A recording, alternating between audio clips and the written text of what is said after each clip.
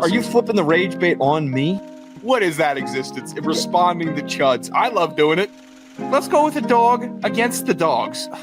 Alabama. When I had a choice to pick a co-host. I know. Oh, you're betting on the game. Why would you be doing that? Because it's fun.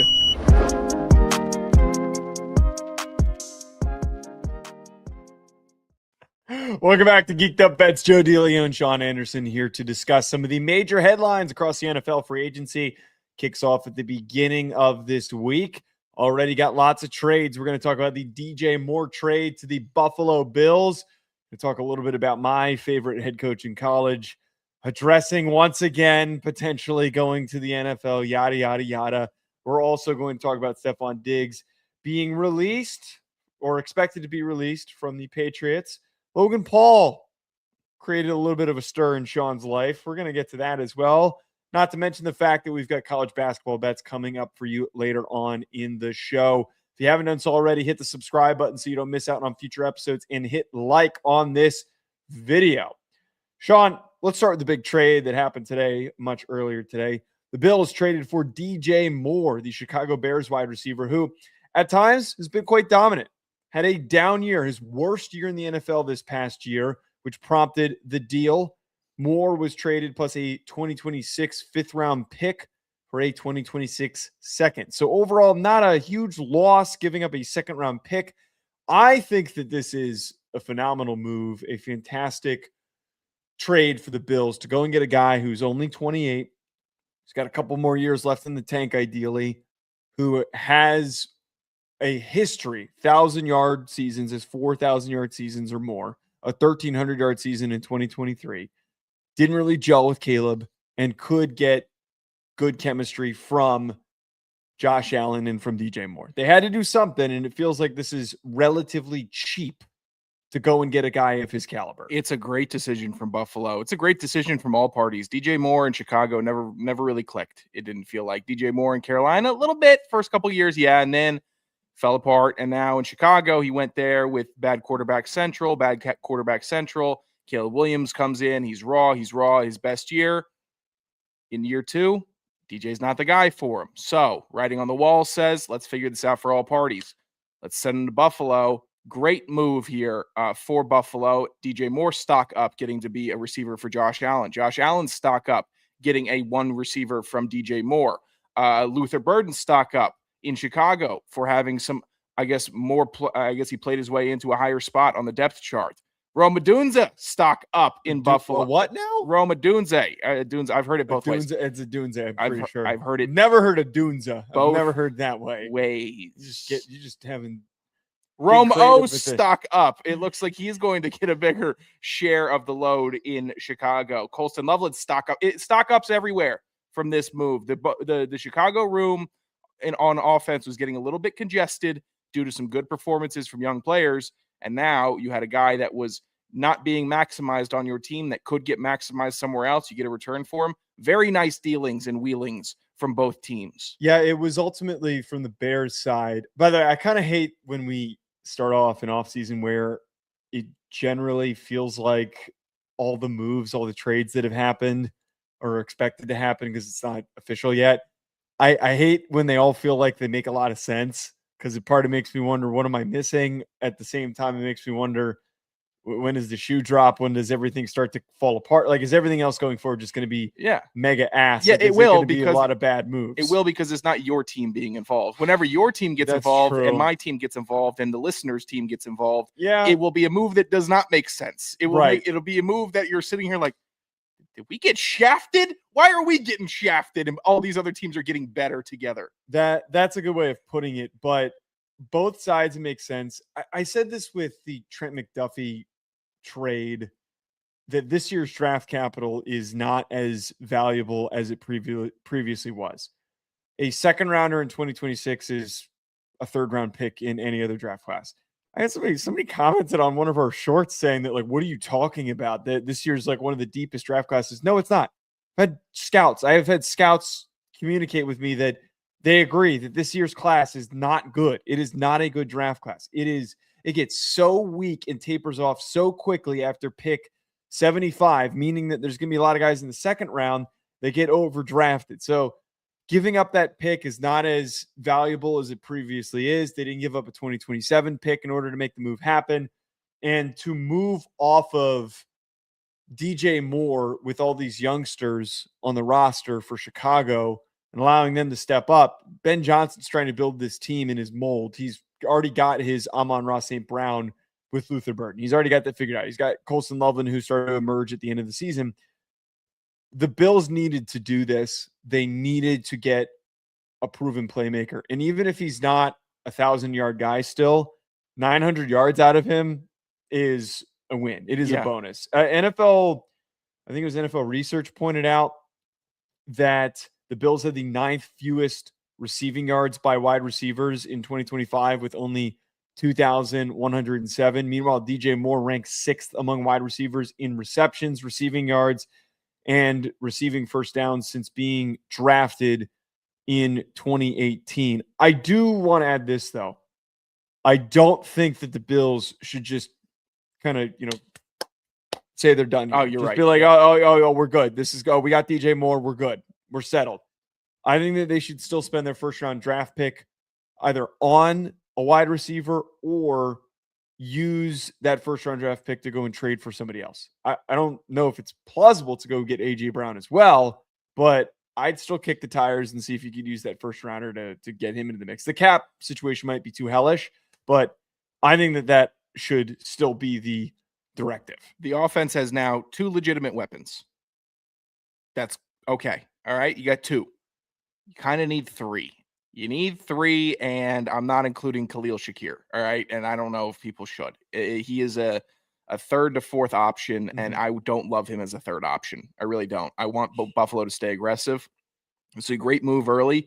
You get a huge, this is like a Brow White pick or move where you're like, okay, all right, we got a big one out of the way. We got something. We're not getting someone washed. We're not bringing in washed Julio or washed DeAndre Hopkins. You know what? But like a premier guy who's at the very end of his career. That you dropped there.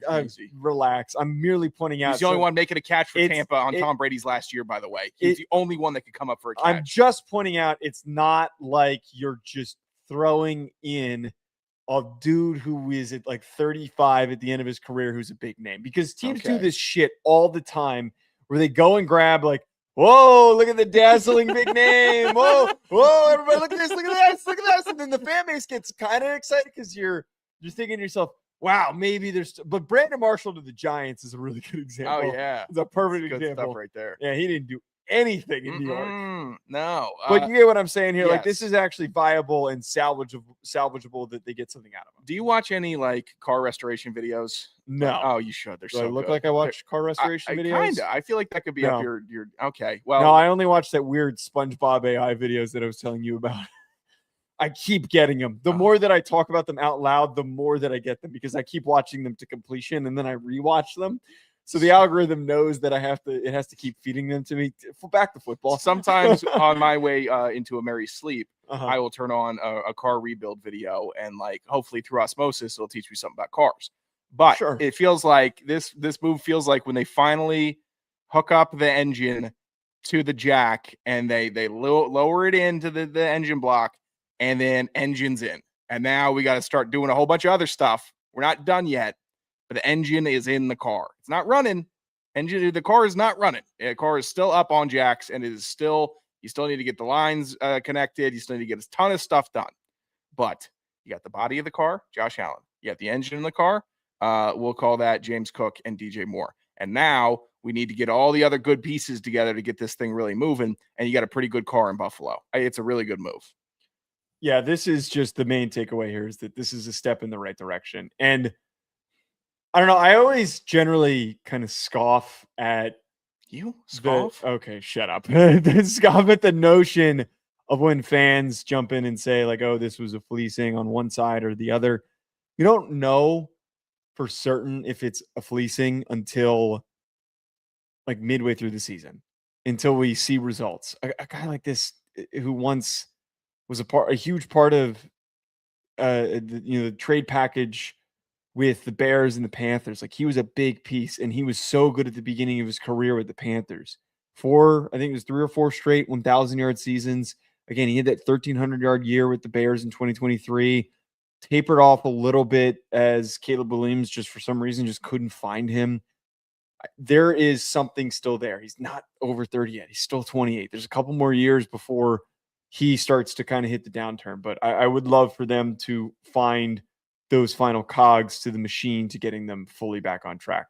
Marcus Freeman constantly keeps getting asked if he's going to the NFL. And he just sparked the frustration and the fear of Notre Dame fans once again. I, as a Notre Dame fan, when I first saw this, I of course rolled my eyes because my first thought was, why do they keep letting him do NFL media stuff? This was on Good Morning Football. Oh, very nice. Can we stop letting him go into settings where they're going to ask him about the NFL? Can we just please? Oh, that's a good show. Come on now. You got Kyle Brandt. No, I like Good Morning Football, but why is he going on it in March? I had to double check what month it was. Why is he going on in March? He stated when asked about it, never say never, but he did proceed to elaborate and go on a much longer explanation, which if you just read the headline, you think, oh, great, here we go again. The longer explanation is everything that he stated previously. He's got the best job in America. He's got, why are you laughing at that? Because that's not the best job. Yes, it's the best job. I'm sorry. Is he a captain out of Siesta Key going out for Mahi every day? That was your counter? I thought you were going to come up with another sports team. That was your counter? You think sports is the best job in America? It's fishing captain in the Florida Keys. That's the best job in America. How much does a fishing captain in the Florida Keys make? I can't believe the fact that you think that pay equates to best job. It just lets me. That's exactly. I think that he meant coaching job. Oh, okay. I think he meant coaching. Well, job. I don't think that he meant the picture included. Well, this is a better job coaching than. That's not true. The taxes you pay in LA. The houses that you can get within striking distance. Southern California or gray hard dirt Indiana. No, I don't. Even if you live in Manhattan Beach or Newport Beach, you have to sit through a shitload of traffic. You got to pay a crap load in taxes, and you got to get offset by your pay to make up for the amount that you're going to be paying in taxes. Seemingly, you can't keep and retain the best talent at USC. So USC is not the best job. You're not even a USC fan, by the way. I hate because you just. Why am I flexing all their banners? You're an asshat. You're an asshat. That's why. That is an asshat. All right. To get back to the main point, I still don't know for sure if I fully should believe Marcus Freeman because he keeps answering with these qualifications when he's asked about this stuff, and he did entertain interviews with NFL franchises. My New York Giants, he was considering it and was a part of that interview process. I want to believe that at the end of the season, he won't make the jump.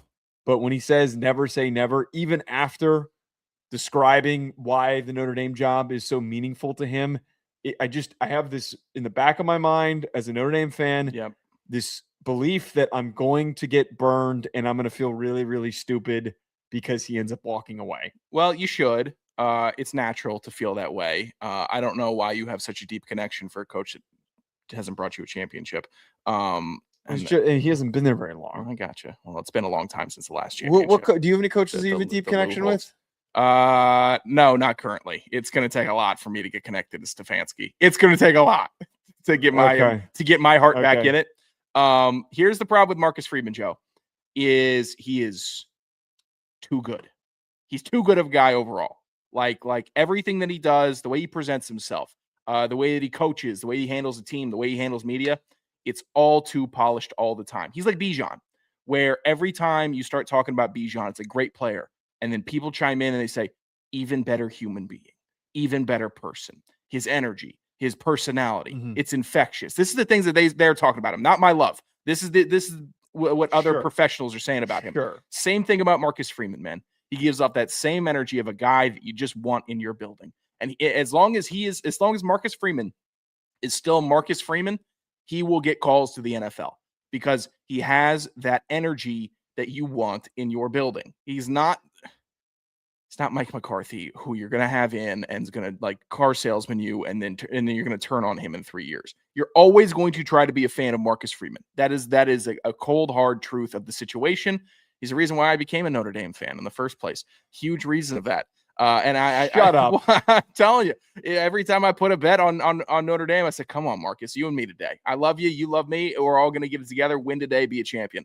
And that is what they do. So it's always going to be there, Joe. You got a really, really hot girlfriend here. And that means no matter what, there's going to be dudes in the DMs. Always. That analogy is Always unsettling because Marcus is obviously a very attractive man.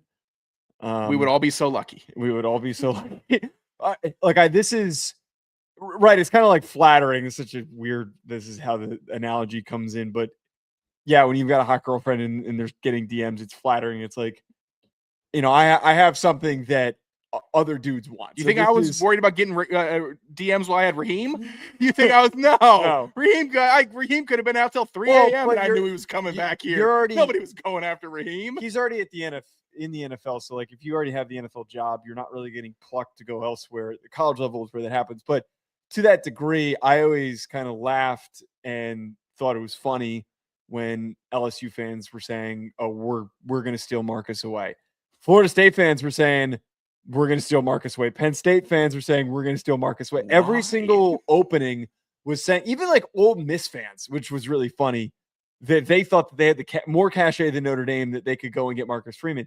Every single college opening, all those fan bases think that they can get Marcus Freeman. And it's because what you just said, he is one of the few rare coaches that is not like a total pompous ass, which I love. You need to be a pompous dickhead to be a good coach. You just have to be. But Marcus is a lot more direct and likable. And every single time you catch a clip of him talking to a player, it makes him even more likable. There's just so few reasons to hate on him, minus, losing to Northern Illinois, which definitely was a derived reason for me to doubt him. Besides the point, when you get to the NFL jump, it presents a world where it's completely different, a completely different opportunity. It is the crown job for any guy, an aspiration to go and try and win a Super Bowl. It is the greatest league in sports to compete in. So if you do win a national championship, you're Marcus Freeman. If you win one this year, it feels like that is the track for him to eventually just make the leap to the NFL, because somebody will probably open the doors and give him an offer that he can't refuse. But it's back to your girlfriend analogy. It's like you're laughing at all the chuds in the DMs, and then here comes the 45-year-old who's making $20 million a year, who just picks her up and drives off with her. And you're just like, what the hell just happened? Yeah. You ever hear about Yacht Week in Croatia? Right. No. Okay. All right. We're going right Come now. on. I'll show you. All right. It's time. And now you're like, oh God, what just happened? I don't know. Marcus Freeman is very presidential in my eyes. And I think if he is working, if he's doing the senator bit in a good state where things are going well and he's just kind of climbing, he's comfortable, he's getting his initiatives completed, great. As long as he doesn't go and shift to a bad state where he's like, get me away from these people. I can't handle the issues of the people in Arkansas. I need to get out. Then you're okay. Just keep him happy. Keep him happy in Notre Dame, buddy. It should be easy with how bright and sunny it always is, and the temperature and all. You've been to South Bend once. You've been to South Bend once. I've never been there. You constantly reference that you went there with your sister on a recruiting visit. No, she went there. She hated it. They all said. So you haven't been. All right. Well, we got to take you. For what? So you can see it. So you can change your mind. So I can see the Golden Dome. Yeah. There's what one do you? Providence. Oh, God! You mentioned the most obvious thing. So I could go see the one most iconic, the one of many iconic things at the University of Notre Dame. I don't know if I can go there. Asshat. We're taking you there this season. It's really not that bookish. All right. There's nothing bookish about the campus. A September in South Bend, Indiana, is one of the most immaculate things ever. You can roll your eyes and squint your face as much as possible. It feels it's better than that dump ass campus in Southern California. Are you joking? Have you been to USC? It is a dump. Can I throw in Stanford? As my dream job coach situation? You go ahead, run down Stanford for me. Run down Stanford right in my eyes. A job that you can't win at? Oh, God. We'll turn and strangely, they have high expectations there? We'll turn it around. Me and you, Andrew. I'm sure. Yeah, I'm sure he's going to hire. They're hiring chuds off the street. Chud, come coach for me. Speaking of chuds, Patriots are cutting expected to cut Stefon Diggs, Oh, who had he's a chud now. whoa. Whoa. Well, now that he got cut. The Patriots are expected to release Stefon Diggs at the start of the new league year. This past year, he was so crucial for the Patriots' run to a Super Bowl, had 85 catches, 1,013 yards, 4 touchdowns. Then he started dealing with some off-the-field stuff, a lot of distractions. This begs the question now that they're moving on from the veteran receiver who's aged now. He is towards the end of his career. One, any faith that Stefon Diggs has anything left in the tank? And two, what do the Patriots do at receiver? So to answer the first question for me, Sean, I think that this is it. We talked about last year how we thought that, man, this is probably not going to do a whole lot. 1,000 yards is just enough to justify the move and bringing him in and for him to still show that he's got a little bit of juice. But when you're over 30 and you're a receiver, it is a steep cliff. Welcome to the Tennessee Titans, buddy. Yeah. Welcome to get ready to learn Nashville, man. Like, get ready to learn Nashville. Baltimore Ravens, there's a purple jersey waiting Charm City for you. I have to pitch, though, the same bit that I said to you, or I said to Ryan on Best Pod Available. I need Denzel Boston. And I don't like the Patriots, by the way. I'm not a Patriots fan. If anything, I have strong disdain for the Patriots.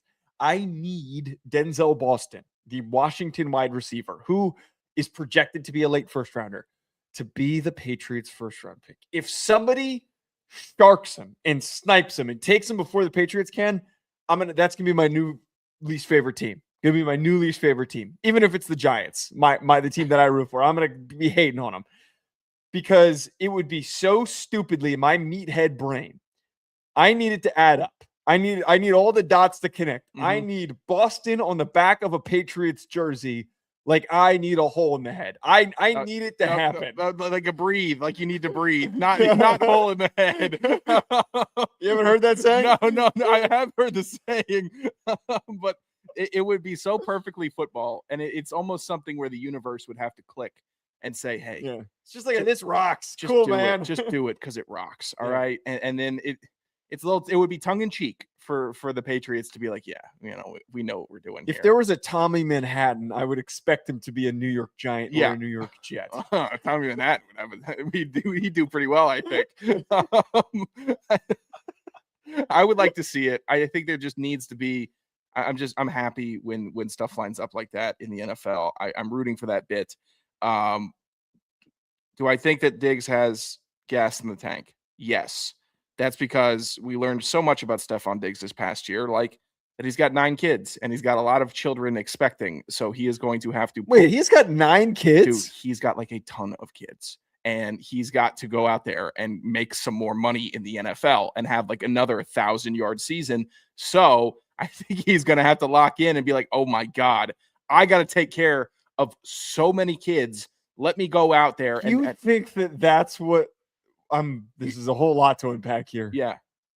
Do you think that Stefon Diggs is someone that's protected his money very well in the NFL? I think that's a bit of an unfair accusation. Okay, I got you. I would understand. But if you're a wide receiver in his 30s and then we're still seeing you on the boat in Miami with the Tusi and all the ladies, I'm thinking that you're doing some real partying when it's not documented. So he's got to do well. He's got to go to somewhere that isn't Tennessee or Baltimore. Hopefully pray to God that doesn't happen to him because then it's really over. Mm-hmm. I think he's got some in the tank. And that's only because I didn't think he had anything in the tank last year and he put up 1,000 yards. So if I'm thinking there's going to be a regression process, 750 yards for him, okay, that might be worth it for me. The off the field drama and all the other stuff is just a mess and it makes things complicated and it makes me think, man, I thought you grew out of this stuff. I know things happen and you get in arguments and everyone's people. We're living on earth everyone's on here for the first time. We're spinning on this stupid rock.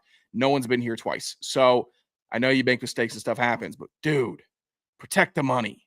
Stop having stuff happen. Just stop having stuff happen. He's just one of these guys that's constantly in distress. And it's hard to continue to root for guys like that because it's like, man, it doesn't have to be like this, but it continues to be like that. What do the Patriots do at wide receiver? AJ Brown. That's what they do. They go balls to the wall for AJ Brown. Reunite him with Mike Vrabel. Put 5 middle fingers up to the Tennessee Titans and their stupidity. Get the whole gang back together. I'm rooting for it, praying for it. Take Derrick Henry out of Baltimore too. Go ahead, make everyone happy. Get that entire Titans team from 2017 and run it back because they're all still monsters. I want to see it happen. Give me AJ to New England. Yeah, AJ to New England would kind of fit the narrative, or not. Let me rephrase that. It's exactly what they need to do, which is go and get a big name star and use the momentum of bringing in an AJ Brown to get back to the Super Bowl. They've got a little bit of money to spend. I imagine this clears enough space for them to spend elsewhere as well if they brought in AJ Brown in his contract. My only concern, though, is that you've got a 32-year-old wide receiver who had this past season multiple off-the-field issues. So you talked about the boat where he was caught with the drugs, and everybody's speculating what drugs are these. The issue with his personal chef in the lawsuit that he's dealing with. If he was in his peak, like if he was in like really in the middle of his ascension, mid-20s, maybe coming off of like his first big year in Minnesota, second big year in Minnesota, I could justify signing him. I think a lot of teams are probably going to want to distance themselves from him. And I mean, I would argue that this is basically what the Patriots are doing. Yeah. This is exactly what they're doing. They kept him around, very Patriots-esque. They kept him around long enough because they realized, all right, this is our best receiver. We don't have a very good receiver room. We don't. We've got some decent guys, but we don't have a number one target. And if we don't have Stefon Diggs for the Super Bowl, we could be cooked. Like that could be the nail in the coffin. They're clearly moving on with those distractions now because it's over. The season's over.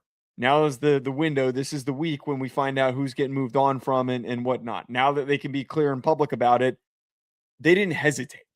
There was very limited hesitation. Yeah, that was quick. This could have happened at any point. This is just, we're done. We're not doing this anymore. This causes headaches. A lot of people called in every offseason, or not every offseason, every season people call into question the ethics of the Patriots. And this was another situation where it happened. I think that if the Patriots are doing, if the Patriots of all organizations are getting rid of him, I don't think very many other franchises are going to want to kick the tires. Someone's going to make the call. It's going to be someone stupid like Cleveland. Like, oh, we need a receiver. It would work. It would fit. Bad team. Sure. Oh, we need the help. Stefon Diggs, I need the money. Let's get it going. Last thing I want to get to, NFL/boxing related. You were getting cooked on Twitter. Welcome to the club, by the way, saying something stupid that gets everybody really mad. You tweeted about, I guess, Logan Paul putting up a bounty to a degree for an NFL player to jump in the ring with him and to fight him in an upcoming match. There hasn't been much clarity if he's picked anyone. It seems like he is reveling in the fact that he offered up millions of dollars to enter into a match with him. You tweeted that a defensive back from Florida would knock his ass out, which I agreed with this, by the way. I completely agreed with this. Anyone who's been in a locker room knows, like, first of all, any football player from Florida, those dudes you don't want to mess with. Just don't mess with them. Yeah. Okay. There's so much here. I wasn't talking about a boxing match. I was talking about a fight because the tweet from Happy Punch, Logan Paul just offered $1 million to any NFL player who can beat him in a fight. And part of me, I forgot that people consider this guy a boxer and people consider this guy to be a trained fighter. Ridiculous endeavor if you're someone that's investing and doing Pokemon card openings. All right. So let's get that out of the way. Secondly, this whole thing, the whole premise from Logan Paul, which I hate even having to talk about, is just him playing the heel to Tom Brady's baby face for their flag football game in Saudi Arabia. Yeah. And it's all a work. Although they got moved out of Saudi Arabia. I don't, wherever it is, it's all just a money cash grab. In Detroit now. It's really? No. Yeah, here's the thing. I wouldn't know because I'm not 14 years old addicted to my iPad. I'm 28 addicted to my iPad. All right. So I have some have an iPad? discernment. No, I don't. Broke. Switch, whatever. You suck. So, like, I'm able to see through the guys that this is all just like a money operation, and then these companies are paying so much money for Tom Brady and Logan Paul to be faces of this thing that's going to be poorly shot, and no one cares about flag football. Flag football sucks. Flag football is slow. It's lame. There's no hitting. There's no danger. There's no risk. So why do I care? Other than that, it's just a bunch of people throwing a ball around the field. Sure. It actually, you take the violence out of football, football becomes pretty boring to me. This tweet that I sent out has got 259 responses right now. And every time I log on to Twitter, why are you responding to any of these people? I don't know, man. Flexing the response muscles for the most part, just getting some meme workout, just getting some practice. I never respond to people when I get stuff that goes viral and people get upset over it. I just don't care enough. Here's my thing. Okay, combat sports Twitter, boxing Twitter has to be the saddest place online. It is toxic. It's not even toxic. Like I think NBA Twitter is way more toxic. I think wrestling Twitter is way more toxic. But all of these boobs that are coming into my mentions talking about he's trained, he's a trained fighter. There's no shot. There's no way. You know nothing about boxing. Of course I don't know anything about boxing. It's because it's a dead sport. It's because it's a dead-ass sport. Nobody cares about it unless their guy's name is Gervonta Davis or Ryan Garcia. Okay? No one cares about boxing. So let me tell you something. You coming into my mentions trying to dunk on me for whatever reason, I have taken zero offense to anything anyone said to me, because this was not even meant to be like a strictly rage bait post. But this is a football guy post. It turned into one. It definitely did. And I'm on the other side of this where I just wanted to say, hey, if you're talking about boxing football players, don't mess around with these guys from Florida, because, if you're in a locker room with a guy from Florida and everyone's getting down, you start to fight, watch out for them, because they're going to get you. Because they are real fighters. It was just an insight into the football fighting world and not the boxing world. And every person on boxing Twitter has to be the dumbest person walking on earth. Sub 80 IQs, Joe. It's like they've been boxing their whole lives, getting their heads bopped around. Well, okay, so here's my thing with this. So he's listed at 6'2", 220.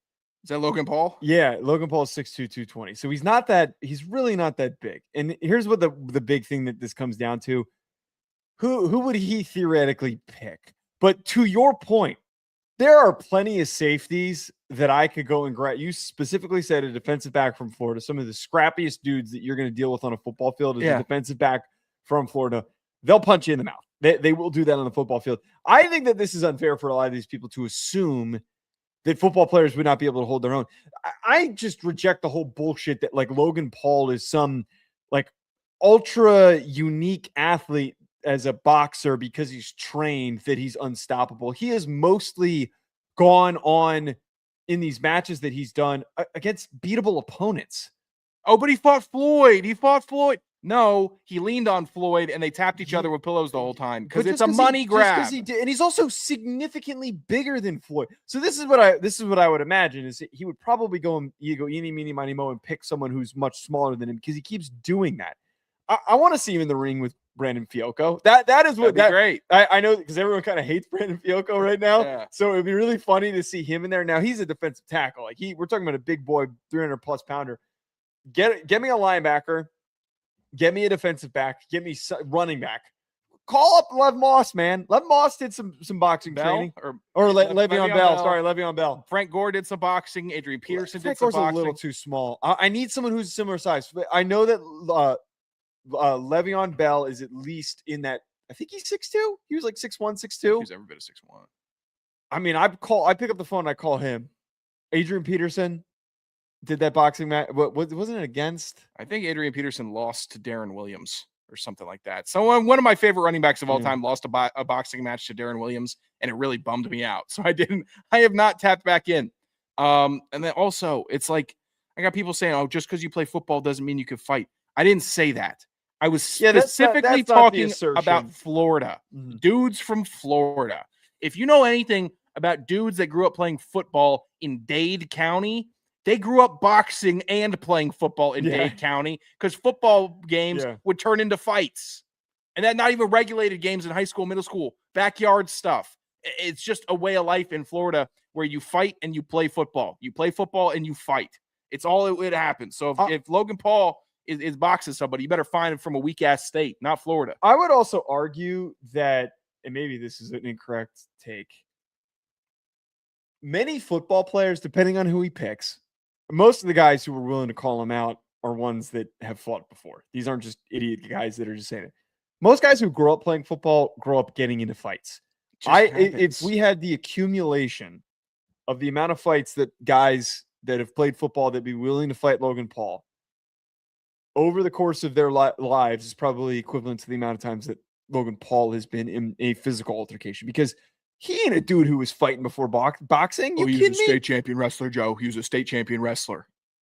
All right, man. So you're telling me that all these dudes that go on to get drafted, that every draft profiles you pull up, they're like, he was a state champion wrestler. Right. He was a state champion wrestler. Like, you know what I want? I want Tristan Wirfs. I want Tristan Wirfs to fight. And that's the first guy that I thought of. I'm like, to me, man. Oh, he would dog his ass, but he'd probably be too big to. Oh, I'd love that, man. Get up to 300, Logan. Let's see you go to war with him. All right, let's get into college basketball bets for the weekend.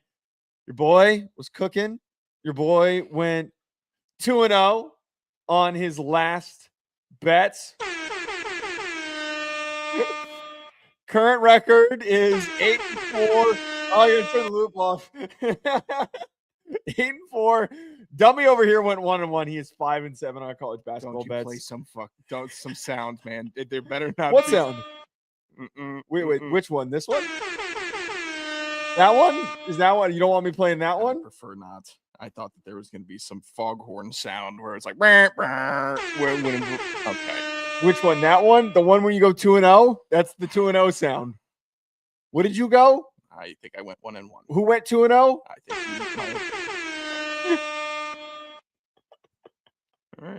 All right, my first college basketball bet for the weekend. We're going to go Miami of Ohio, -5.5 against Ohio. Last time I took them in this specific matchup, Miami of Ohio covered. 6-4 in their last 10. Ohio is 4-6. Man, this Red Hawks team has been fun to track and to follow. I think that the biggest part about this, they've got a chip on their shoulder, man. This team's got a chip on their shoulder. You got their coach breaking equipment, having tantrums at halftime. Yeah, let's not mess Love with the that. DJ, man. No. The DJ's just sitting there target in Ohio, not where you want it. Like last state you ever want to be DJing in. Man. And now you're knocking over his speaker. He's trying to find a way to Miami, Florida. He's DJing in Miami, Ohio. He's like, oh no, my flights. For that reason, though, dude, I'm buying into this Miami team. I'm going to keep betting on them to cover. I've been hitting them quite consistently. They've slowed down a little bit against the spread because they're 6-4 right now. They were really, really red hot, but I'm going to take them here against the Bobcats. That's fine with me. My first pick, Dayton, giving 1.5 versus VCU. A10 getting a little tight at the top. Dayton's won 4 in a row. Their last loss was to VCU at VCU. It was a nasty loss for Dayton. I'll mention that. But Dayton, I think, looking for a little revenge, looking for late momentum to make a push into the A10 tournament.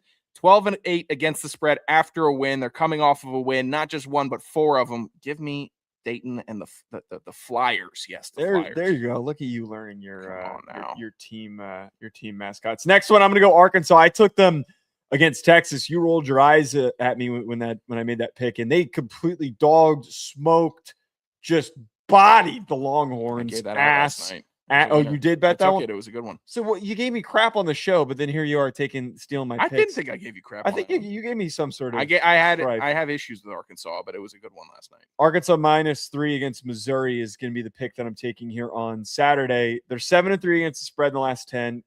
Again, I brought this up at the Texas pick, and I believe I brought up the last time I picked them.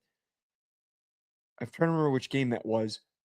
Calipari's the type of coach who gets his team ready to go and ready to rock. Final stretch of February into March. They've got to put you have these final statement wins, and to win effectively, you only need a 3-point spread. Missouri 6-4 in their last 10, and they're a bubble team at the current moment. They need to finish strong, but I really do think that the Razorbacks are going to get the job done. Fine with me. Arkansas getting back in my good graces. My first of 2 Michigan directional bets. Damn it, you took my This was my fourth bet. Eastern Michigan. You're Oh, a hack. You're you a stupid can't- hack. Screw you. You giving can't me sit shit here for picking and all be these like, small oh, school games. my fourth bet. Oh, no. You cannot do that. You cannot go claiming fourth bet that is not on the rundown. No. You're a bad You've person. given You're a me bad you've person. given me shit for taking these small school games, and then I've been here all you over. are. I've been all You're over the taking my directional covering Michigans wagons. all year. You're I've been stealing over my the directional covering wagons. Michigans. I've been all over them. The directional Michigans in the state of You're a Michigan play the hack. best basketball You're a of hack. any state this year. You're 5-7, so you're just stealing my motion. Eastern Michigan getting 3.5 points versus Bowling Green. People know my love for Bowling Green and the Falcons. It's a tremendous school. Love the campus. Love the eateries there. Good vibes at Bowling Green, but they are going to lose or at least not cover versus Eastern Michigan, who are 20-9 against the spread and 15-5 against the spread as an underdog. Go ahead. Make them a dog again. They're going to cover. Directional Michigan schools cover. The funniest part about it is they stink. They're just such a bad basketball team. I brought this up because you again, you're stealing my joke. The joke that I made, you mentioned how the state of Michigan's hot at basketball right now, and I pointed out how Eastern Michigan is one of the covering wagons. My audio file, like monkey brain, kicked in, and I thought of something funny I could do. Instead of having like a sound that is the opposite of the air horn to indicate somebody's cold, I immediately thought of, do you know how to reverse a sound in an audition? Yeah. What do you think that sounds like? It's like because the horn is the blowout, so the inverse has to be it sound like a suck in. I'm gonna need you to do that stat. I need to hear what that sounds like. Just two idiots. Oh my this is God. creativity right here. All right, so I have money down on that bet. So Fine. Money long over here. Penn minus 2.5 against Brown. We're going over the Ivy Leagues. Brown's gonna brown in their pants this week. No. 5-5 against the spread in their last 10 games. Meanwhile, the Penn Quakers, 5-game cover streak, 8-2 against the spread. They're one of the hottest covering wagons at the current moment. So give me Penn. You'll go deep in basketball. I will not go Ivy League deep. That is about where the water hits my neck. I am not going deeper than that. My final bet. It's free bread. Michigan directional part 2. Western Michigan getting 10.5 points versus Kent State, with Western Michigan 15-3 against the spread. Okay. All right. You've been doing okay. But this is more about their suck ass opponent, Kent State, who's only 11-17 against the spread on the year. Only 9-14 as a favorite. Hey, Joe, 2-11 with the same amount of rest as their opponent. Both teams played on Tuesday, and they're playing again tomorrow. So guess what? I guess Kent State can only get you if they got a leg up on you or they're sleep deprived. 2-11 against the spread, equal rest. Western Michigan covers this bad boy. Love this bet. You're going to hear about this bet again in a minute. Okay. Yeah, I noticed you put that into the bump on over to the weekend parlay. We're putting $3 down on the weekend parlay. Could you timestamp me, by the way? Yeah. As we do every single weekend, we each put 2 legs together to concoct a wonderful parlay in order to either pay for drinks or sometimes pay for rent when we get a little bit too zealous or a little overzealous.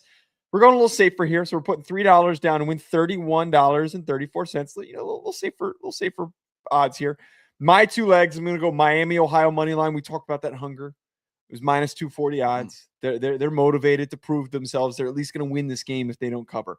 The next that we're going to take, we're going to go Stars money line. They have been on a heater covering and winning games. I think that the Stars team, they've won 10 straight games. The Dallas Stars? Dallas Stars. Okay. They've won 10 straight games. So we're going to take Dallas Stars money line against the Avs. Okay. My 2 additions here. Oh, good God. Jesus. Is that a part of the parlay? No, the that belch. no. Jesus. Have some decorum. Man, you ever hosted a show before? Snuck up on me. You ever done a show with somebody before and you just farted out your mouth? You want to do cent for cent for the show? Well, at least when I fart, you don't even hear it. Oh yeah, I sit over here and I have to really inhale it. I have to work through mantras to not throw up on the show because I have done a show and me throwing up would be no good. Puerto Rico giving 3.5 runs versus Colombia in the World Baseball I Classic. don't know this was happening. Puerto Rico is good at baseball. Colombia's okay. Puerto Rico's got more stars. And then additionally, I'm rolling over the Western Michigan 10.5 versus Kent State into this weekend parlay. 10.5 is too many points for Western Michigan. All right. $3 to win $31.34. Really big bread. Money long over here Money on, long. on the Geek'd Up Money podcast. long. Random bet of the week. I'm going to go Women's Liga MX. I'm going to go CF America versus Guadalajara -160. Dude, if I was still at Sirius, I'd have to cut this game. I'd have to cut. Seriously, Women's Liga MX. I'm not joking, man. They this cut is a for game. Women's Liga You MX. wouldn't believe some of the games that I would have to work in with college basketball as March Madness is working on. I'd have soccer producers in my calling my desk, calling me. I'd have to landline. Hello, and then they'd be sports newsroom, and they'd be like, "Hey, Chud department, yeah, chud department, yeah. How can I chud for you?" And they would say, "Yeah, we need the Liga MX goals." I'm like, "Are you joking?" Women's Liga MX. All of it, man, all of it. That Guadalajara team, I've seen it too many times, and I'd hang up, flip off the phone, order a burrito, and that would be my night. God, I did that freaking job. All right, what's your random bet of the week? My random bet of the week, Rusty Jake Rodriguez over Michael Unterbuchner in darts. Is his name Rusty Jake, or did you come up with that? It's Rusty Jake. Rusty Jake Rodriguez. Give it to me. Sick name. You get a bet from me, man. Are you looking it up? Why are you I'm looking to see what whether he or looks like. It's showing there's a lot of different guys. He's got some big spectacles. Oh, I didn't think Rusty Jake would have glasses. He's got some big old spectacles. Oh, I don't like this now. He's got the Keith Olbermann glasses. Oh no. Rusty Jake Rodriguez is supposed to look like a biker. He definitely fits the yeah. See, I was expecting well, he's got the skin fade haircut. I was expecting skin fade haircut and like tats, just 2 double tat sleeve tight shirt. That was what I was expecting. It's a tough guy name. Big gut, like that was what I was expecting. But no, he's a chuddish guy who looks like he could moonlight as a CPA. God, that's really a bummer. That stinks. I mean, look him up. I don't want to now. Oh, if he's wearing glasses, all right. darts Well, do you want to switch your bet? Sucks. You want to switch your I'll bet? go with Rusty Jake. Sucks. All right. Do we have an AI pick of the week? Yeah, right? we do. We got an AI pick. So we the gotta Sports hear from Geek is powered by the fantastic. I say that in jest a little bit. Sure. The fantastic betting model, AI powered betting model, and he shares picks with us every single week. We're required to hear from him. We don't want him on the show, so we said he can send us voicemail. So this week's voicemail for his pick, he's 4-5-1 on the show. He gives us one pick every single week. He hasn't been doing so hot. He's trying to get back to. He was on a hot stretch. He was talking a lot of S to us. So, care to cue us up? Yeah, let's hear. Hey, what's up, geeks? Hello. With the combine coming and going, I wanted to congratulate you two on your performances. Sean, nice job in the 40-yard walk as well as the flexibility test, where the handlers spread you open like some pizza dough. I know you were excited about that. Joe, you did great in the Sternly Bite fingernail while looking at your phone event, as well as reading for adults, intermediate division. A source told me that you had both the loudest throat clear and bowel clear at the whole event. If no one hasn't told you already, I will. Whatever you think is in your body is out. Anyways, glad to be back. Sean fat, Joe lame. Pelicans cover -5.5 as favorites over the Kings tonight. That was a good one. He was on point. What was it? We gotta write this down because we didn't write it down. That's because Pelicans what? Pelicans giving 5.5 to the Kings. It's got to be the worst basketball game you can watch. It's really got to. Who's watching that? Dude, this is only a bot. Only a bot would be watching that. Yeah. I hope his dumb ass is sitting down and watching this game. Yeah, I mean, I'm telling you right now, I don't think I've watched a minute of the Pelicans this year. You couldn't pay me to watch the Pelicans. Terrible. It's a terrible product. We have 6 too many basketball teams in the NBA. If They want to expand. Here's the thing. Yeah, they want to expand. Here's the problem with sports, man. We got too many teams. With attention spans reducing, the amount of we should be reducing as well and not expanding. Like we can't have more at anything. Mhm. We need to have way less. Draw it in. The only thing that we can have more of is the NFL, and we need to stay at 30 or 32, wherever we're at. NBA cannot get better. I'm trying to think ways to spice it up. Do you think like the best paraplegic basketball team could compete in the NBA? I do not think so. I think that Okay, that was worth a shot. I would do like a G League pool team or something like that. I would do Yeah, but something like that. how that I don't think that team would be very good. I respectfully, I think they do better than the paraplegic team. I'm just trying to get creative Respectfully, here. as respectfully as I could say this, I think they would do a little They're bit just better. taking uncontested threes. I think that they would do All day. dude.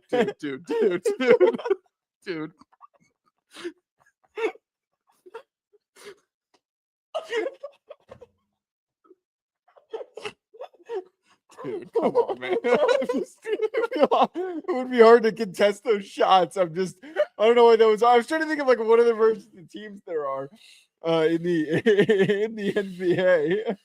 I got to get off of this vein. Okay, all right. Or else we're gonna keep on. We cannot. This can't be one we expand on. We're not big enough to expand on this. All right, moving on to cursed prop bets. Moving on to cursed prop bets.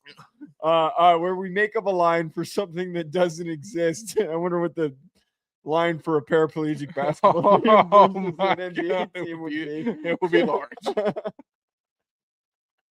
All right, your cursed prop bet.